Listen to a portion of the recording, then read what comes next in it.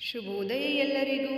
ಇಂದು ಈ ಮಂತ್ರವನ್ನು 108 ಬಾರಿ ಕೇಳುವುದರಿಂದ ಆಂಜನೇಯ ಸ್ವಾಮಿಯ ಅನುಗ್ರಹ ನಿಮ್ಮ ಮೇಲೆ ಸದಾ ಇರುತ್ತದೆ, ಹಾಗೆ ಶತ್ರು ನಾಶವೂ ಆಗುತ್ತದೆ.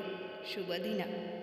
ಓಂ ಅಂಜನೀಸುತಾಯ ವಿದ್ಮಹೇ ಮಹಾಬಲಾಯ ಧೀಮಹಿ ತನ್ನೋ ಹನುಮಾನ್ ಪ್ರಚೋದಯಾತ್.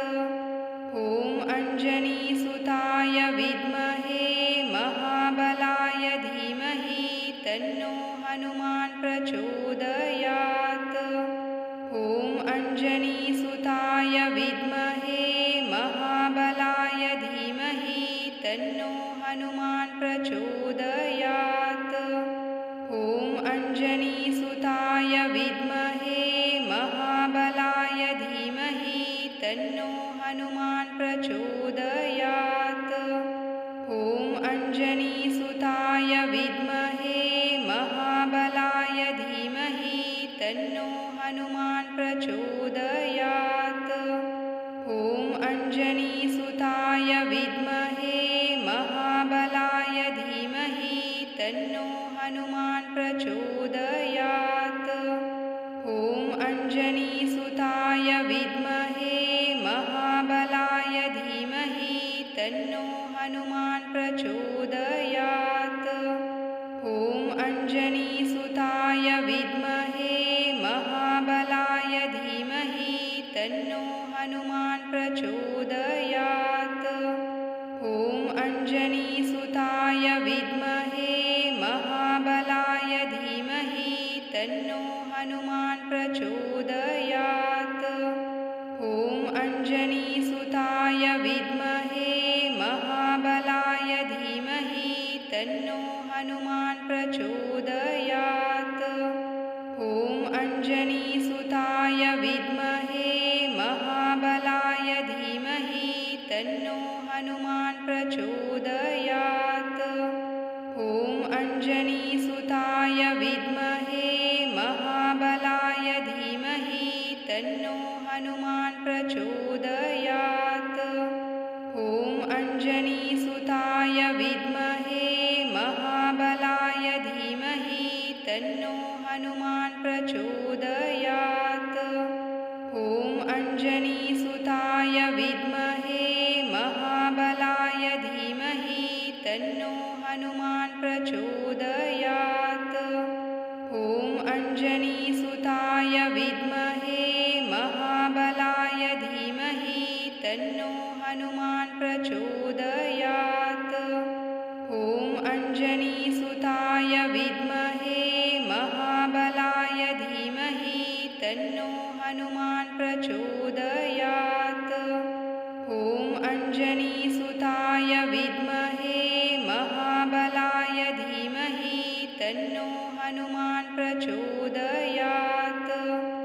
ಓಂ ಅಂಜನೀಸುತಾಯ ವಿದ್ಮಹೇ ಮಹಾಬಲಾಯ ಧೀಮಹಿ ತನ್ನೋ ಹನುಮಾನ್ ಪ್ರಚೋದಯಾತ್. ಓಂ ಅಂಜನೀಸುತಾಯ ವಿದ್ಮಹೇ ಮಹಾಬಲಾಯ ಧೀಮಹಿ ತನ್ನೋ ಹನುಮಾನ್ ಪ್ರಚೋದಯಾತ್. ಓಂ ಅಂಜನೀಸುತಾಯ ವಿದ್ಮಹೇ ಮಹಾಬಲಾಯ ಧೀಮಹಿ ತನ್ನೋ ಹನುಮಾನ್ ಪ್ರಚೋದಯಾತ್. ಓಂ ಅಂಜನೀಸುತಾಯ ವಿದ್ಮಹೇ ಮಹಾಬಲಾಯ ಧೀಮಹಿ ತನ್ನೋ ಹನುಮಾನ್ ಪ್ರಚೋದಯಾತ್.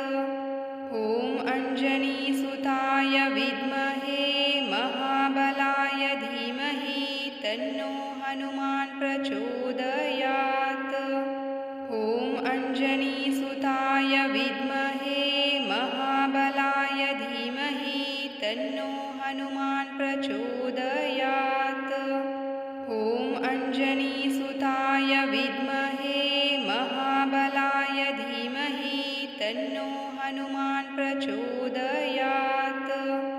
ಓಂ ಅಂಜನೀಸುತಾಯ ವಿದ್ಮಹೇ ಮಹಾಬಲಾಯ ಧೀಮಹಿ ತನ್ನೋ ಹನುಮಾನ್ ಪ್ರಚೋದಯಾತ್. ಓಂ ಅಂಜನೀಸುತಾಯ ವಿದ್ಮಹೇ ಮಹಾಬಲಾಯ ಧೀಮಹಿ ತನ್ನೋ ಹನುಮಾನ್ ಪ್ರಚೋದಯಾತ್.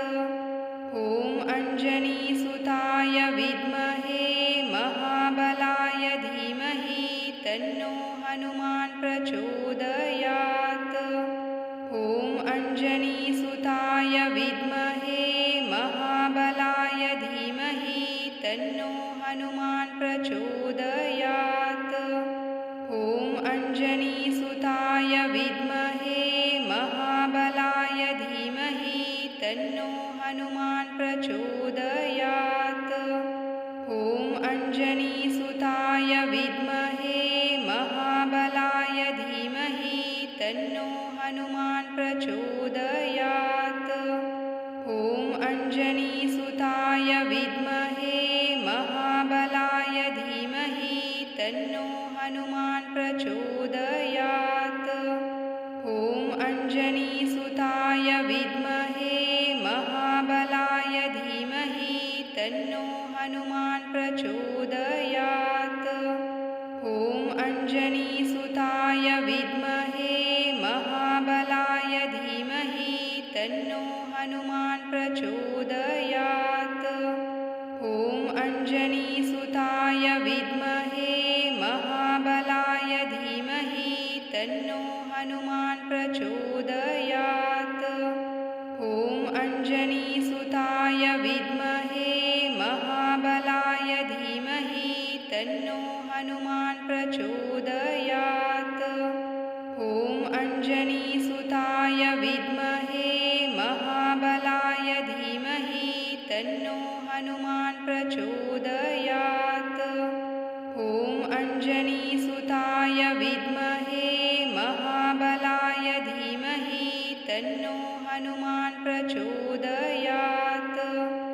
ॐ अञ्जनीसुताय विद्महे महाबलाय धीमहि तन्नो हनुमान् प्रचोदयात्। ॐ अञ्जनीसुताय विद्महे महाबलाय धीमहि तन्नो हनुमान् प्रचोदयात्। ॐ अञ्जनीसुताय विद्महे महाबलाय धीमहि तन्नो हनुमान् प्रचोदयात्। ॐ अञ्जनीसुताय विद्महे महाबलाय धीमहि तन्नो हनुमान् प्रचोदयात्। ॐ अञ्जनीसुताय विद्महे महाबलाय धीमहि तन्नो हनुमान् प्रचोदयात्। ॐ अञ्जनीसुताय विद्महे महाबलाय धीमहि तन्नो हनुमान् प्रचोदयात्। ॐ अञ्जनीसुताय विद्महे महाबलाय धीमहि तन्नो हनुमान् प्रचोदयात्। ॐ अञ्जनीसुताय विद्महे महाबलाय धीमहि तन्नो हनुमान् प्रचोदयात्। ॐ अञ्जनीसुताय विद्महे महाबलाय धीमहि तन्नो हनुमान् प्रचोदयात्। ॐ अञ्जनीसुताय विद्महे महाबलाय धीमहि तन्नो हनुमान् प्रचोदयात्। ॐ अञ्जनीसुताय विद्महे महाबलाय धीमहि तन्नो हनुमान् प्रचोदयात्। ॐ अञ्जनीसुताय विद्महे महाबलाय धीमहि तन्नो हनुमान् प्रचोदयात्। ॐ अञ्जनीसुताय विद्महे महाबलाय धीमहि तन्नो हनुमान् प्रचोदयात्। ॐ अञ्जनीसुताय विद्महे महाबलाय धीमहि तन्नो हनुमान् प्रचोदयात्। ॐ अञ्जनीसुताय विद्महे महाबलाय धीमहि तन्नो हनुमान् प्रचोदयात्। ॐ अञ्जनीसुताय विद्महे महाबलाय धीमहि तन्नो हनुमान् प्रचोदयात्। ॐ अञ्जनीसुताय विद्महे महाबलाय धीमहि तन्नो हनुमान् प्रचोदयात्।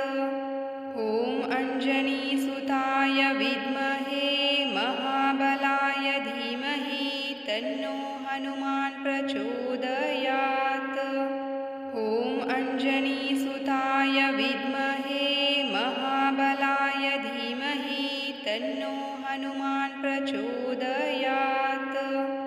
ॐ अञ्जनीसुताय विद्महे महाबलाय धीमहि तन्नो हनुमान् प्रचोदयात्। ॐ अञ्जनीसुताय विद्महे महाबलाय धीमहि तन्नो हनुमान् प्रचोदयात्। ॐ अञ्जनीसुताय विद्महे महाबलाय धीमहि तन्नो हनुमान् प्रचोदयात्। ॐ अञ्जनीसुताय विद्महे महाबलाय धीमहि तन्नो हनुमान् प्रचोदयात्। ॐ अञ्जनीसुताय विद्महे महाबलाय धीमहि तन्नो हनुमान् प्रचोदयात्। ॐ अञ्जनीसुताय विद्महे महाबलाय धीमहि तन्नो हनुमान् प्रचोदयात्। ॐ अञ्जनीसुताय विद्महे महाबलाय धीमहि तन्नो हनुमान् प्रचोदयात्। ॐ अञ्जनीसुताय विद्महे महाबलाय धीमहि तन्नो हनुमान् प्रचोदयात्। ॐ अञ्जनीसुताय विद्महे महाबलाय धीमहि तन्नो हनुमान् प्रचोदयात्। ॐ अञ्जनीसुताय विद्महे महाबलाय धीमहि तन्नो हनुमान् प्रचोदयात्। ॐ अञ्जनीसुताय विद्महे महाबलाय धीमहि तन्नो हनुमान् प्रचोदयात्। ॐ अञ्जनीसुताय विद्महे महाबलाय धीमहि तन्नो हनुमान् प्रचोदयात्। ॐ अञ्जनीसुताय विद्महे महाबलाय धीमहि तन्नो हनुमान् प्रचोदयात्।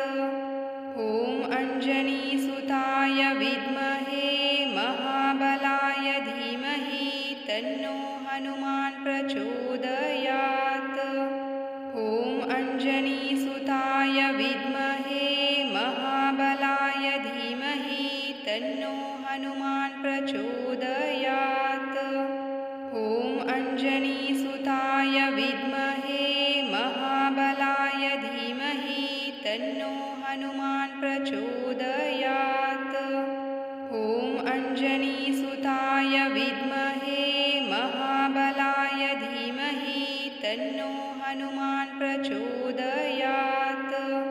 ॐ अञ्जनीसुताय विद्महे महाबलाय धीमहि तन्नो हनुमान् प्रचोदयात्। ॐ अञ्जनीसुताय विद्महे महाबलाय धीमहि तन्नो हनुमान् प्रचोदयात्। ॐ अञ्जनीसुताय विद्महे महाबलाय धीमहि तन्नो हनुमान् प्रचोदयात्। ॐ अञ्जनीसुताय विद्महे महाबलाय धीमहि तन्नो हनुमान् प्रचोदयात्। ॐ अञ्जनीसुताय विद्महे महाबलाय धीमहि तन्नो हनुमान् प्रचोदयात्। ॐ अञ्जनीसुताय विद्महे महाबलाय धीमहि तन्नो हनुमान् प्रचोदयात्। ॐ अञ्जनीसुताय विद्महे महाबलाय धीमहि तन्नो हनुमान् प्रचोदयात्।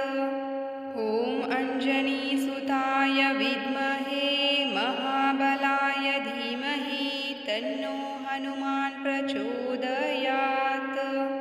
ॐ अञ्जनीसुताय विद्महे महाबलाय तन्नो हनुमान् प्रचोदयात्। ॐ अञ्जनीसुताय विद्महे महाबलाय धीमहि तन्नो हनुमान् प्रचोदयात्।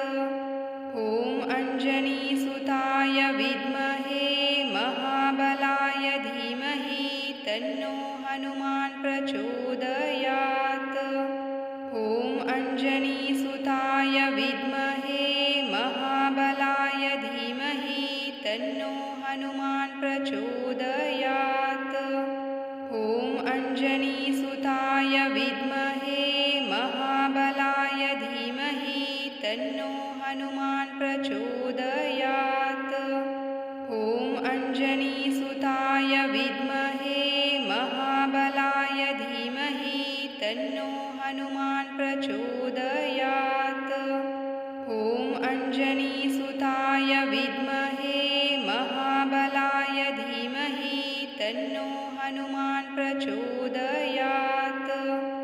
ॐ अञ्जनीसुताय विद्महे महाबलाय धीमहि तन्नो हनुमान् प्रचोदयात्। ॐ अञ्जनीसुताय विद्महे महाबलाय धीमहि तन्नो हनुमान् प्रचोदयात्। ॐ अञ्जनीसुताय विद्महे महाबलाय धीमहि तन्नो हनुमान् प्रचोदयात्। ॐ अञ्जनीसुताय विद्महे महाबलाय धीमहि तन्नो हनुमान् प्रचोदयात्। ॐ अञ्जनीसुताय विद्महे महाबलाय धीमहि तन्नो हनुमान् प्रचोदयात्। ॐ अञ्जनीसुताय विद्महे महाबलाय धीमहि तन्नो हनुमान् प्रचोदयात्। ॐ अञ्जनीसुताय विद्महे महाबलाय धीमहि तन्नो हनुमान् प्रचोदयात्। ॐ अञ्जनीसुताय विद्महे महाबलाय धीमहि तन्नो हनुमान् प्रचोदयात्। ॐ अञ्जनीसुताय विद्महे महाबलाय धीमहि तन्नो हनुमान् प्रचोदयात्। ॐ अञ्जनीसुताय विद्महे महाबलाय धीमहि तन्नो हनुमान् प्रचोदयात्। ॐ अञ्जनीसुताय विद्महे महाबलाय धीमहि तन्नो हनुमान् प्रचोदयात्। ॐ अञ्जनीसुताय विद्महे महाबलाय धीमहि तन्नो हनुमान् प्रचोदयात्।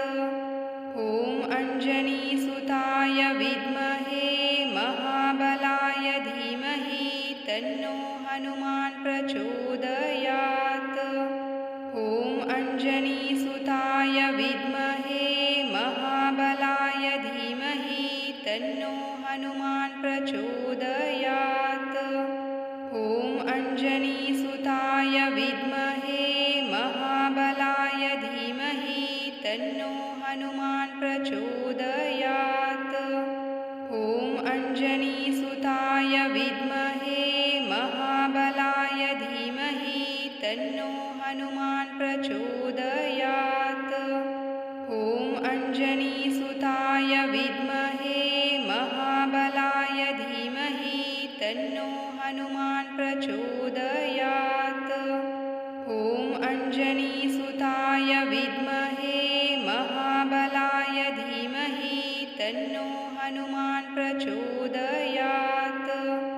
ॐ अञ्जनीसुताय विद्महे महाबलाय धीमहि तन्नो हनुमान् प्रचोदयात्। ॐ अञ्जनीसुताय विद्महे महाबलाय धीमहि तन्नो हनुमान् प्रचोदयात्। ॐ अञ्जनी